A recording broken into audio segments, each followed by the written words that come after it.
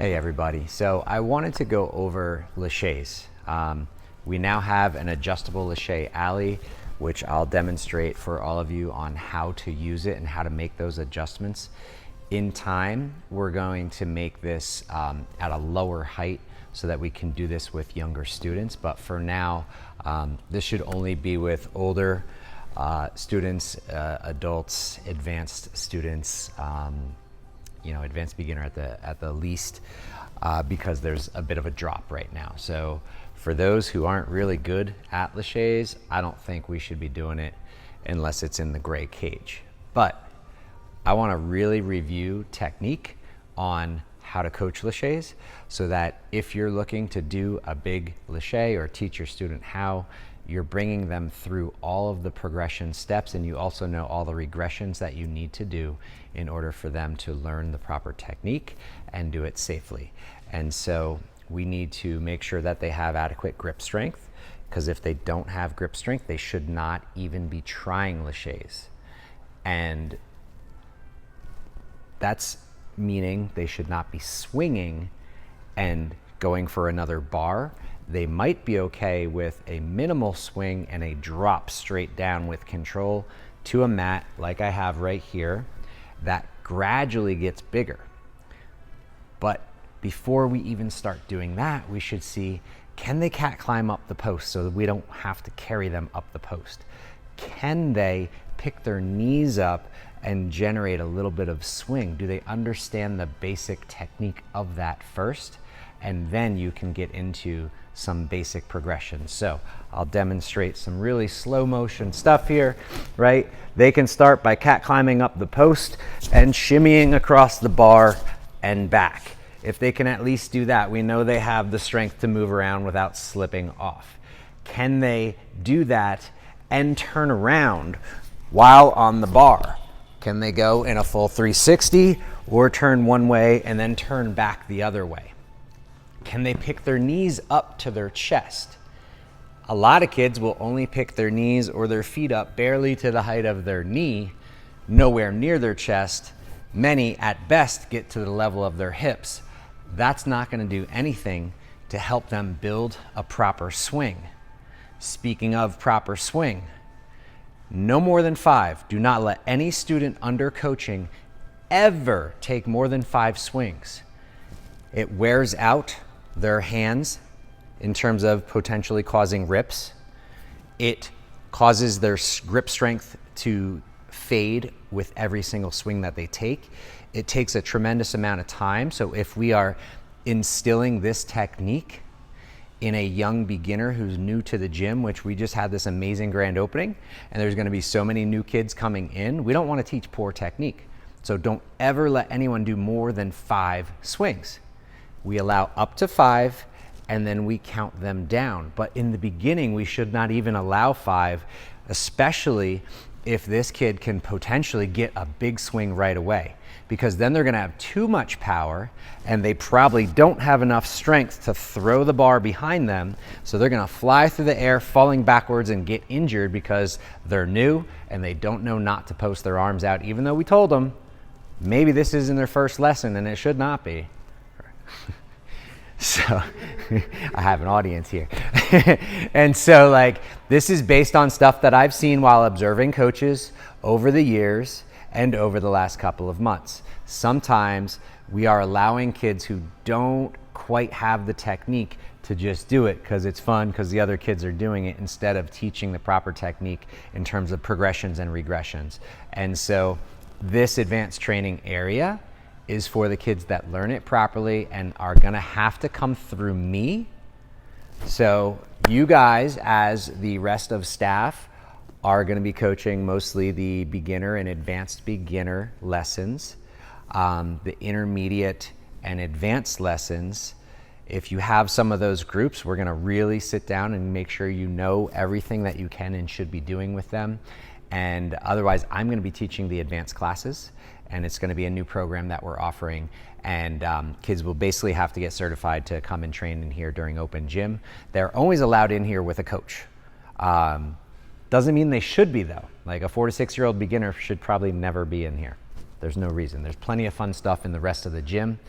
And this area allows us to do our lessons without being interrupted by kids in open gym. This is only going to be open for the certified kids during open gym select times, which would be when lessons are not happening. So it could potentially be a Thursday night. It's definitely going to be on weekends, but the whole area is going to be monitored. So anyway, back to Laches. So we are working on checking grip strength. We're working on checking core strength to see how much swing they can do. We want to see them build that swing over time. There is a technique called regripping. And when you're swinging on the bar, the kids readjust their hands and kind of pop them up. So I'm gonna bring this camera up a little bit so you can see my hands on the bar as I swing, hopefully without hitting the cord, right? I get a little pop. And so the hands come off and regrip. That is something that not every kid feels comfortable with, but once people are doing really big swings, it's a great way to readjust to make sure they're not going to slip off. But again, we're trying to get them into a habit of minimal swings. Most of the records are set based on one swing, not on 5 or 10 swings. So I'm going to pause here. Okay, so the next step is, we get them using their core strength and learning how to generate some swing. We got to be there ready to spot them. They might slip off. They might slip off backwards. They might slip off forwards. If they're slipping off as they exit forwards, we're going to need to push our hand into their back to help push them upright because they're going to be falling backwards, or we might need to catch them. We should absolutely make sure we have the appropriate mats, especially if they're from a higher height.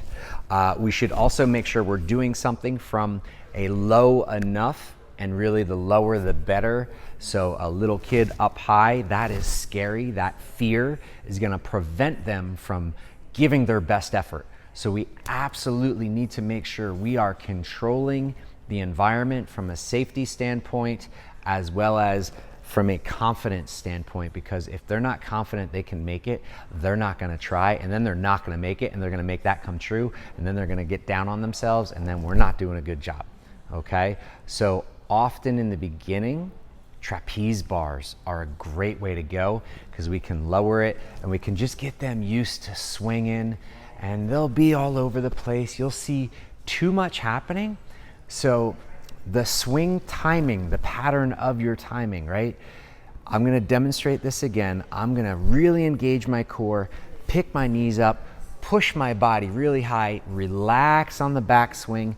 At the furthest point of the backswing, that's when I throw my legs hard forward, and I'm going to take multiple swings here, but I would throw my legs and then throw my arms and go on my first one most of the time. Running a course, I might be tired and trying to get my timing right, so I might take 2 or 3 swings if I'm tired, but if I'm just doing a single Laches, it's one pump and go. Unless I'm thinking, and fear is playing into that, right? So here's what it looks like. We go with this big pump up, boom, back swing, and then I could keep going, but I'm gonna swing too wide, and this is not a wireless mic. So we get that big lift up, relax back, and then I tell them to kick, but it's more of a sweep at the target. So if they were going for a bar, they're bringing their legs up in that direction, and when they start swinging big enough, they know they're ready to go. They throw the bar behind them. It might take 1, it might take 5. We want to start with 1. See how hard they can throw the bar behind them, right? So if we throw that bar and I'm trying to go to the black mat, I'm building that swing, and then I throw that bar, it pops my body forward. That prevents you from falling on your back and getting injured. So targets on the ground are great. This target on the ground would not be great for beginners because they're not necessarily good enough to land on their feet. So it should be onto a soft mat that has a target mat like this, or the dot drills mats. We could put multiple dots and say, hey, go for the red one. Ooh, you made the red one. Now you have the green one, say another foot further. Go for the green one on your next turn. Congrats, that's awesome. And then you have like a yellow one even further. Go for that on your next turn. If you see them go for the yellow one and they fall backwards because they didn't throw hard enough, but they did so good at building that swing up, it's because they don't know how to throw properly. And there are students who get really good at swinging, but they're not strong enough to throw the bar behind them, and they fall on their butt repeatedly. Those kids, you got to cut their count down. Hey, listen, that was 4 swings. You're only allowed to do 2. Until you master landing on your feet, you cannot do more than 2 swings. Okay? That's how you can keep them safe. That's how you can teach technique. And you got to be strict with it in order to help them. Doesn't mean you're not a fun coach, right? Doesn't mean you're not going to let them do fun things, but you have to be very good with your technique. So after we get them landing on solid targets, whether it's on a soft mat or here, then we can start going to things like landing on a Bosu, landing on a 4x4 or a precision bar, right? Very, and you could start small and low and then gradually go higher and further to those things. Landing on a vault box in a cat landing or a crane pose. There's lots of different things that we can do. We want to set up the environment with the mats in the right position so that they're minimal risk of getting hurt, and we're there to spot if they fall off of that, okay? After that, we can progress to going to catching another bar.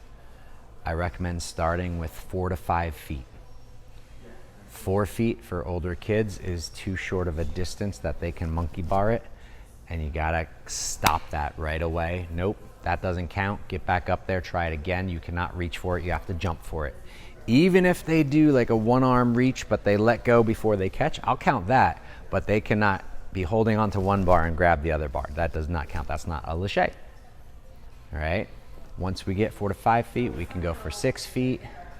Look for it really happening smoothly, good technique, then you can progress to the next level. With the adjustable lache alley, once somebody gets to 6 feet anywhere else in the gym, they are ready for it if it was with good technique, and we can start going with like 6-inch intervals all the way up to like 25 feet or something. Nobody's gonna do it, but we have that option, okay? And so once you get your students over a 6-foot lache, now you can start doing laches to various grip holds. Even if they're doing bar to bar at 5 feet, you can try this, but you want to go with the easiest ones possible, like the ape hangers, the flying ape hangers, and the trapeze bars. But once they're getting over 6 feet, I think it's good to start going for bananas, ropes, cannonballs, anything. You start with the easiest ones. Eventually you can start going for cliffhangers and much harder things for them to lache to, even drop chucks and things that create reaction grip. But don't start doing that early. We want our students to be successful 85% of the time to build that mindset up and that confidence that they can actually do it. And that goes for any skill.